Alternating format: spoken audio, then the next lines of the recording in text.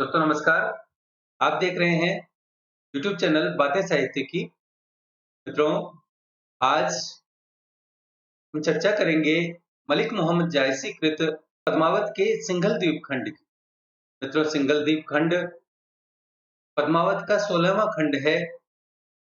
इस खंड में रत्नसेन और हीरामन में सिंघल द्वीप के संबंध में वार्तालाप होता है। तो मित्रों, आइए चलते हैं पद्मावत के सिंघल द्वीप खंड की ओर। पूछा राजे कहु गुरु सुआ, मैं जनो आजु कहाँ दिन हुआ। पवन बास सीतल्ले आवा, कया डहत जनु चंदन लावा। कबहु न ऐस जुड़ान शरीरु, परा अग्नि मह मले समीरु। निकसत आव किरिन रवि रेखा, तिमिर गए जग निर्मल देखा। उठे मेघ अस जानहु आगे, चमके बीजु गगन पर लागे। तही ऊपर जस शशि पर गासु, औसो कछ पचिन भयो गरासु। और नखत चहु तिसि उजियारे, ठाव ही ठाव दीप अस बारे। और दक्षिण दिशि नीयरे, कंचन मेरु दिखाव। जनु बसंत ऋतु आवे, तेस बास जग पाव। मित्रों, हुआ अर्थात उगा, उदित हुआ या निकला। कया अर्थात शरीर, टहत अर्थात जलती हुई, निर्मल अर्थात निर्मल, कचपचिन अर्थात कृतिका नक्षत्र, गरासु घेर लिया, बारे जलाए, नियरे अर्थात पास में अथवा समीप। पूछा राज्य कह गुरु सुआ, न जनो आज कहाँ दिन हुआ। राजा ने पूछा, हे गुरु सुग्गे, हे गुरु तोते, न जाने आज हमें किस स्थान पर दिन निकला है।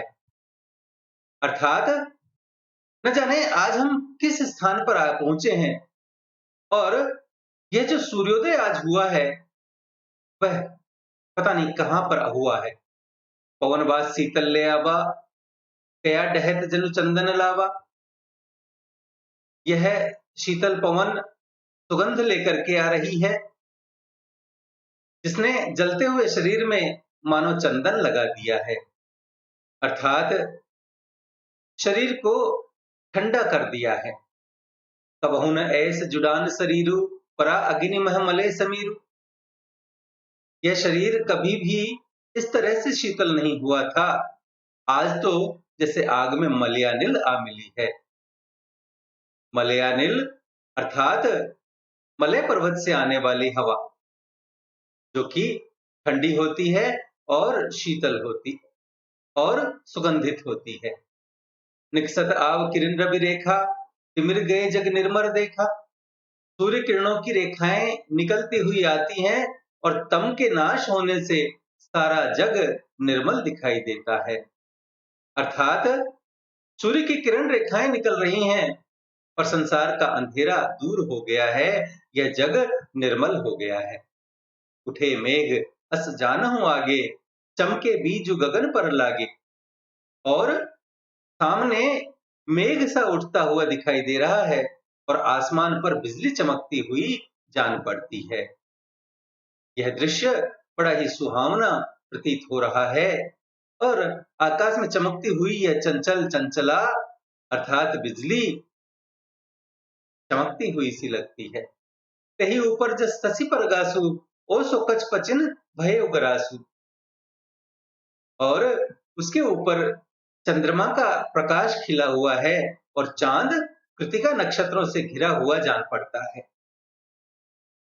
और नखत चहु दिसि उजियारे, ठाव ही ठाव दीप अस बारे। और चारों ओर झिलमिलाते हुए नक्षत्र जगह जगह स्थान स्थान पर ऐसे लग रहे हैं जैसे दीपक जलाए गए हैं। और दक्षिण दिशि नीयरे, कंचन मेरु दिखाव। जनु बसंत ऋतु आवे, तेस बास जग पाव। और दक्षिण दिशा में पास में ही सोने का पर्वत दिखाई दे रहा है। हीरामन, हे तोते, ऐसा लग रहा है कि संसार में बसंत ऋतु का सौरभ फूट पड़ा है। मुझे बताओ तो सही, यह क्या रहस्य है, यह कैसा लोक है। मित्रों, प्रस्तुत अंश में जायसी ने रहस्यवाद की जिज्ञासु साधक की जो पहली स्थिति है उसका वर्णन किया है। जिज्ञासा और आनंद, इन दोनों का सम्मिश्रण इस पद में अत्यंत ही भावुकता से हुआ है। सिंघल का कोट देखकर, सिंघल का दुर्ग देखकर राजा चकित हुआ। मानो सब ऋतुओं की विभूति एक साथ दिखाई दे रही थी, जैसे हेमंत शिशिर शीतल पवन के रूप में, बसंत मलय समीर के रूप में, ग्रीष्म सूर्य की किरण के रूप में, वर्षा आकाश में मेघ और बिजली के रूप में, और शरद कृतिका के साथ चंद्रमा के प्रकाश और अन्य नक्षत्रों के रूप में। और यही उसके भ्रम का कारण था। पवन, सूर्य, मेघ, बिजली, आकाश, चंद्रमा, कृतिका, नक्षत्र, कंचन मेरु के रूप में क्या दिखाई पड़ रहे थे, इन सब प्रश्नों का उत्तर अगले दोहे में हम जानेंगे। तू राजा जस विक्रम आदि, तू हरिचंद बैन सतवादी, गोपीचंद तुई जीता जोगा, ओ भरतरी न पूज बियोगा, गोरख सिद्ध दीन तो ही हाथू, तारे गुरु मच्छिंदर नाथू, जीता प्रेम तो भूमि प्रकाशु, दृष्टि परा सिंघल कबिलासु, वह जो मेघ गढ़ लाग आकाशा, बिजुरी कने कोट चहुपासा, तेही पर ससी जो कचपचिन भरा, राज मंदिर सोने न गजरा, और जो नखत कहसी चहुपासा, सब रानिन के आही आवासा, गगन सरोवर ससी कंवल, कुमुद तराई पास, तूरबी उआ भोर होई, पवन मिला ले बास। मित्रों, आदि अर्थात बिल्कुल, पैन अर्थात वचन, कने सोना, अवासा अर्थात महल, और कचपचिन जैसा कि हमने पिछले दोहे में देखा था, कृतिका नक्षत्र। तू राजा जस विक्रम आदि, तू हरिचंद बैन सतवादी। मित्रों, राजा रत्नसेन की मुग्धावस्था को जानकर और तोते ने उनका रहस्य प्रकट किया। कामायनी के रहस्य सर्ग में जिस प्रकार श्रद्धा मनु को इस चराचर जगत के विराट रहस्य का संकेत देती है, उसी प्रकार तोते ने भी यहाँ पर इसका रहस्य बताया है। तू राजा जस विक्रम आदि, तू हरिचंद बैन सतवादी। हे राजा, तुम सर्वथा विक्रमादित्य के समान महान हो और राजा हरिश्चंद्र के समान अपने वचनों में सत्यवादी हो। गोपीचंद तू जीता जोगा, ओ भरथरी न पूज वियोगा। तुमने अपने कठिन योग से गोपीचंद के योग को भी जीत लिया है, और भृत्यहरि भी तुम्हारे योग की बराबरी में नहीं रहा। अर्थात तुमने योग में भरतरी को भी मात दे दी है। गोरख सिद्धि दीन तो ही हाथू, तारे गुरु मच्छिंतर नाथू। गोरखनाथ ने अपने हाथ से तुम्हें सिद्धि प्रदान की है, और गुरु मच्छिंद्र नाथ ने सबका उद्धार किया था, पर तुमने तो अपने प्रेम से पृथ्वी और आकाश दोनों को जीत लिया है। जीता प्रेम तो कुहुम आकाशु, दृष्टि परा सिंघल कबिलासु। और उसी के फलस्वरूप तुम्हें यह सिंघल द्वीप का स्वर्ग या महल दृष्टिगोचर हुआ है, दिखाई दिया है। वह जो मेघ गढ़ लाग आकाशा, बिजुरी कने कोट चहुपासा। वह जो तुम घना बादल देख रहे हो, वह आकाश को छूने वाला वास्तव में सिंघल द्वीप है, और वह जिसको तुम बिजली चमकती हुई समझ रहे हो, सिंघल द्वीप का सोने का परकोटा है। कने कोट चहुपासा, यहीं पर ससी जो कचपचिन भरा, राज मंदिर सोने नग जरा। और उसके ऊपर जो कृतिका नक्षत्रों से भरा हुआ, घिरा हुआ चंद्रमा प्रतीत हो रहा है, वह सिंघल द्वीप का रत्नों से जड़ा हुआ रत्न मंडित स्वर्ण का राजमहल है। और जो नखत कहे से चहुपासा, सब रानिन के आही आवासा। और जो तुम चारों ओर चमकते हुए नक्षत्र जिसको कह रहे हो, और वे तो सब रानियों के रंग महल हैं। गगन सरोवर शशि कमल, कुमुद तराई पास, सूरवि उआ भौर होई, पवन मिला लय बास। यहाँ का मानसरोवर आकाश है, उसका कमल चंद्रमा है, उसके पास में झिलमिलाते हुए जिन्हें तुम सितारे बता रहे हो वह सब रानियों के महल हैं। हे राजा, तू जो स्थान पर सूर्य की तरह उदित हुआ है, अतः पवन रूपी भौरा उसी पद्मावती रूपी प्रस्फुटित कमल का सौरभ लेकर तेरे निकट आया है। मित्रों, जायसी की राजमंदिर की कल्पना मध्यकालीन स्थापत्य के अनुकूल है। चारों ओर परकोटा, उसके भीतर गढ़, गढ़ के भीतर राजमंदिर, राजमंदिर में रनिवास और उसे ही होराहर अर्थात धवल गृह और अंतःपुर भी कहते हैं। सिंघल को देखकर रत्नसेन के प्रश्न और सुगे के उत्तर से मिलता जुलता प्रकरण रामायण में भी है। लंका की ओर देखकर राम ने कहा था, देखो विभीषण दक्षिण आसा, घन घमंड दामिनी विलासा, मधुर मधुर गर्जई घन घोरा, होई वृष्टि जनि उपल कठोरा। और यह सुनकर विभीषण ने उत्तर दिया था, कहत विभीषण सुनहु कृपाला, होई न तड़ित न बारिद माला, लंका शिखर ऊपर आगारा, कह दस्कंदर देख अखारा, छत्र मेघ डंबर सिरधारी, सोई जनु जलद घटा अतिकारी, मंदोदरी श्रवण ताटंका, सोई प्रभु जनु दामिनी दमंका, पाजहि ताल मृदंग अनूपा, सोई रव मधुर सुनहु सुर भूपा। आइए बढ़ते हैं तीसरे दोहे की ओर। सोगढ़ देखु गगन ते ऊंचा, नैन देख कर नाहि पूछा, बिजुरी चक्र फिरे चहु फेरी, औ जमकात फिरे जमकेरी, धाई जो बाजा के मन साधा, मारा चक्र भयउ दुई आधा, चांद सूरज ओ नखत तराई, तही डर अतरिक फिरे सबाई, पवन जाई तह पहुंचे चहा, मारा तैस टूटी भुई बहा, अग्नि उठी जरि बुझी नियाना, धुआं उठा उठी बीच बिलाना, पानी उठा उठी जाई न छुआ, बहुरा रोई आई भुई चुआ, रावण चहा सौह होई, उतरी गए दस माथ, शंकर धरा लिलाट भुई, औरु को जोगी नाथ। मित्रों, चक्र अर्थात योग का सिद्धि चक्र, जिसे षट चक्र भी कहते हैं, जमकात अर्थात यम की कटार, मनसादा अर्थात मनः निग्रह, अंतरिक अर्थात अंतरिक्ष या गगनमंडल, पाजा अर्थात पहुंचा, भुई अर्थात पृथ्वी और नियाना अर्थात निदान या अंत में, पिलाना अर्थात अदृश्य हो गया, चुआ अर्थात टपका, बहुरा रोई अर्थात रोकर लौट आया, सौह सामने और जोगीनाथ अर्थात योगेश्वर। मित्रों, सोगढ़ देखो गगन ते ऊंचा, नैन देख कर नाहि पहुंचा। पिछले पद के प्रसंग में तोता रत्नसेन से कहता है कि वह देखो, जो गढ़ आकाश से ऊंचा है उसे केवल नेत्र देखते हैं, उस तक हाथ नहीं पहुंचते। उसके चारों ओर बिजुरी चक्र फिरे चहु फेरी, और जमकात फिरे जमकेरी, उसके चारों ओर विद्युत चक्र घूमता है और यमराज की कटार भी घूमती है। धाई जो बाजा हे मन साधा, मारा चक्र भयउ दुई आधा, जो मन को दृढ़ करके वहां दौड़कर पहुंच जाता है, उसे उसे चक्र लगता है और वह दो टुकड़े हो जाता है। चांद सूरज और नखत तराई, कहीं डर अंतरिक्ष फिरे सबाई, चांद सूरज नक्षत्र और तारे सब उसी के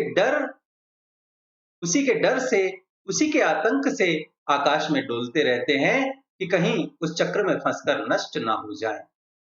पवन जाई तह पहुंचे चहा, मारा तय से टूटी भुई बहा, वायु ने वहां पहुंचने की इच्छा तो की, किंतु उस चक्र ने उसे ऐसा मारा कि वह खंड खंड होकर पृथ्वी पर डोलने लगी।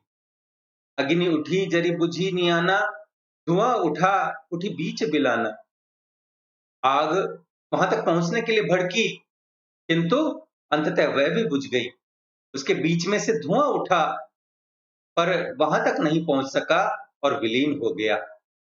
पानी उठा उठी जाई न छुआ, बहुरा रोई आई भुई चुआ।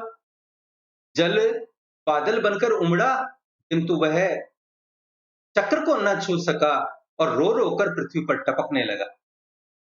मित्रों, यहाँ जायसी के कहने का तात्पर्य यह है कि पानी बादल बनकर उस परम सत्ता की ओर, सत्य सत्ता की ओर पहुंचने के लिए उद्यत तो हुआ, किंतु अंततः उसे बरसकर भूमि पर ही आना पड़ा।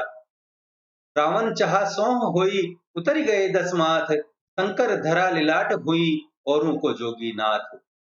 रावण ने उस दुर्ग पर अपनी क्रूर आंख गड़ाई तो अपने पराक्रमी 10 सिर कटा बैठा। उसकी महत्ता के आगे शिवजी ने भी धरती पर अपना माथा टेका। भला शंकर से अधिक योगेश्वर नाथ और कौन है जो उसे प्राप्त करेगा। मित्रों, इस दोहे में सिंगलगढ़ की दुर्बुता के बहाने हठयोग साधना या षटचक्र सिद्धि की कठिनाई का उल्लेख है, कठिनता का उल्लेख है। केवल चाहने मात्र से या इच्छा करने से वह योग सिद्ध नहीं होता। शीघ्रता से हट करने वाले साधक की प्राण शक्ति विभक्त रहती है। किसी न किसी चक्र तक पहुंचकर उसकी साधना खंडित हो जाती है। यहाँ जायसी का संकेत हठ योग द्वारा प्राण की सिद्धि की ओर है। प्रायः इस मार्ग में साधक असफल रह जाते हैं। छठी पंक्ति में अग्नि के रूप में सुषुम्ना की साधना और 7वीं पंक्ति में पानी के रूप में रेत के ऊर्ध्व गमन का संकेत है। सच्चा काम विजेता योगी इन्हें सिद्ध कर लेता है, लेकिन जिसका योग खंडित हो जाता है उसके शरीर में प्राण, सुषुम्ना और रेत तब पुनः असिद्ध अवस्था में आ जाते हैं। पानी हुई चूवा, रेत ऊर्ध्वमुखी होकर फिर स्खलित हो जाता है। रावण ने भी बहुत तप किए, परंतु वह भी उसमें असफल रहा और फिर सीता के कारण उसे 10 सिर देने पड़े।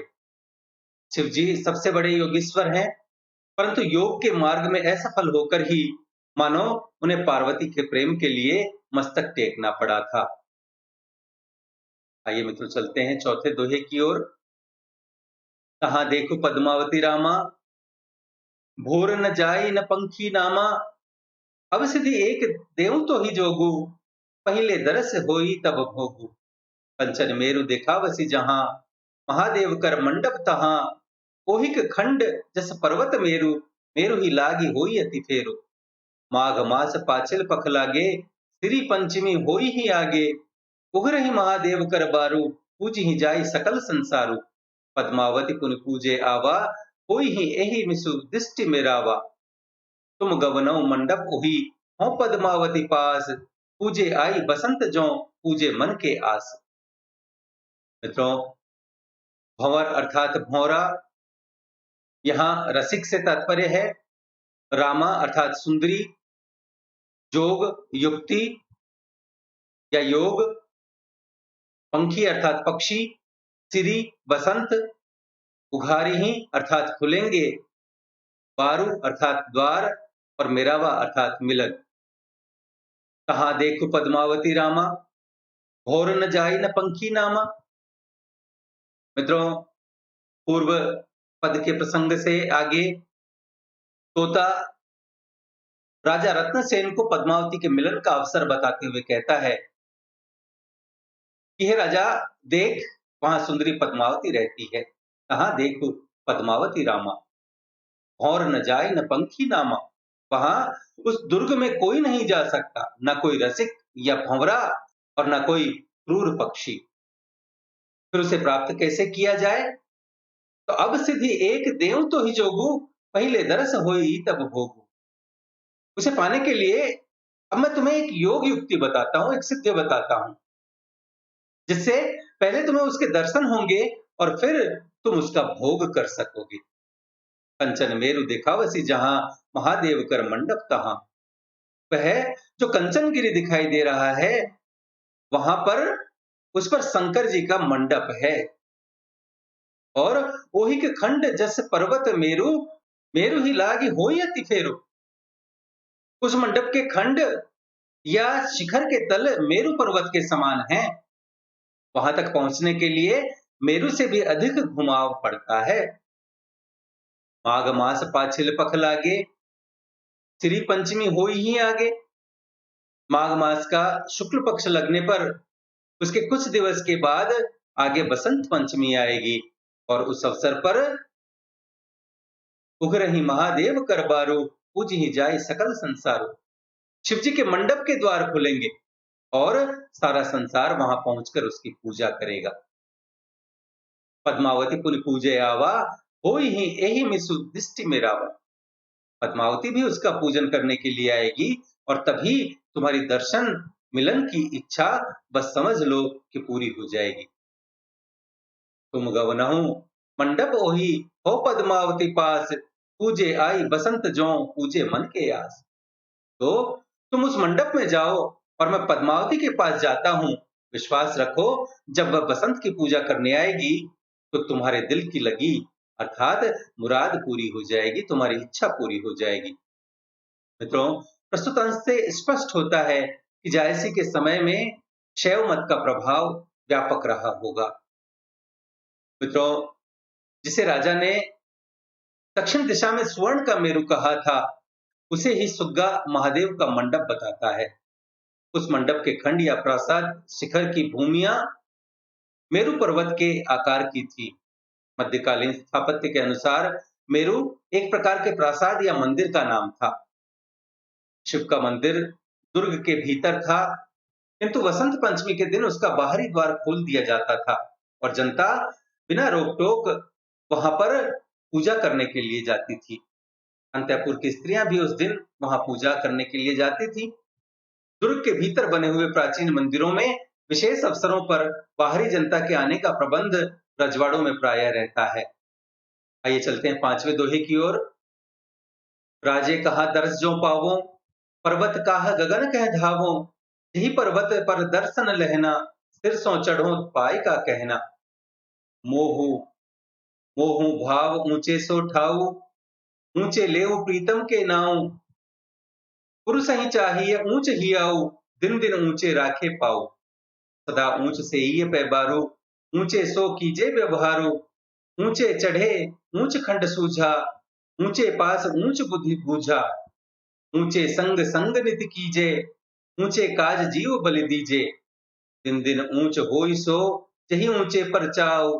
ऊंचे चढ़त परिय जो, ऊंच न छाड़िए काऊ। मित्रों, दरस अर्थात दर्शन, काह कह अर्थात कहना ही क्या, धावों अर्थात पहुंचना या दौड़ना, हियाऊ अर्थात हृदय की भावनाएं, व्यवहारो अर्थात व्यवहार और परिय अर्थात गिर जाना। मित्रों, राजा तोते से पूछता है, राजे कहा दरस जो पावो, पर्वत काह गगन कह धावो।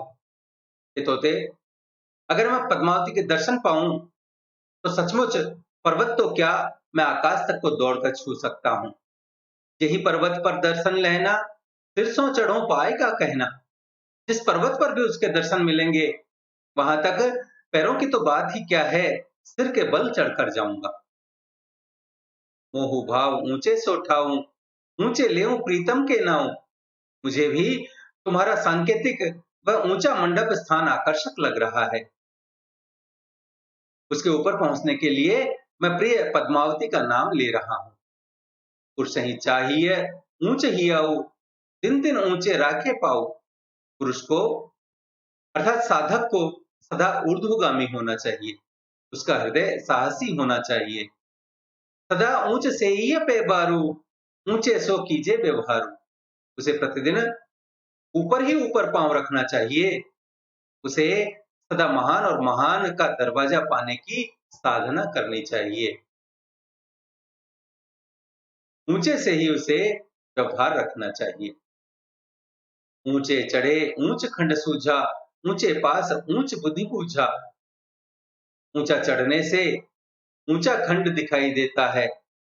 ऊंचे के पास बैठने से, महान के पास बैठने से बुद्धि भी महान होती है। ऊंचे संग संग नित कीजे, ऊंचे काज जीव बलि दीजे। ऊंचे आदमी का साथ नित्य करना चाहिए, हमेशा करना चाहिए और महान कार्य करने के लिए, ऊंचा कार्य करने के लिए अपने प्राणों की बलि भी देनी पड़े तो दे देनी चाहिए, प्राणदान दे देना चाहिए। दिन दिन ऊंच होई सो, यही ऊंचे पर चाओ। ऊंचे चढ़त परिय जो, ऊंच न छाड़िए काऊ। जो दिन दिन मन वचन और कर्म से महान बनता है, वह नित्य ऊंचे पर चढ़ता जाता है। ऊंचे के लिए ऊंचा व्यवहार अपेक्षित है, पर चढ़ते हुए यदि कोई गिर जाए तो कोई विशेष बात नहीं, उस ऊंचे को कभी नहीं छोड़ना चाहिए। मित्रों, प्रस्तुत अंश में जायसी ने जीवन में महान कर्म और महान लक्ष्य की साधना पर जोर दिया है। उनकी यह व्यंजना गहरा जीवन दर्शन प्रस्तुत करती है। यह उनके महाप्राण कवि होने का एक प्रमाण है, समन्वयवादी और समदर्शी होने का प्रमाण है। छठे और अंतिम दोहे में जायसी लिखते हैं, हीरा मन दे बचा कहानी, चला जहां पद्मावती रानी, राजा चला संवरी सोलता, पर्वत कह जो चला पर्वता। का पर्वत चढ़ी देखे राजा, ऊंच मंडप सोने सब साजा, अमृत फर सब लाग अपूरी, और तह लागी सजीवनी मूरी। चौमुख मंडप चहु केवारा, बैठे देवता चहु दुआरा, भीतर मंडप चारि खंभ लागे, जिनवे छुए पाप तिन भागे।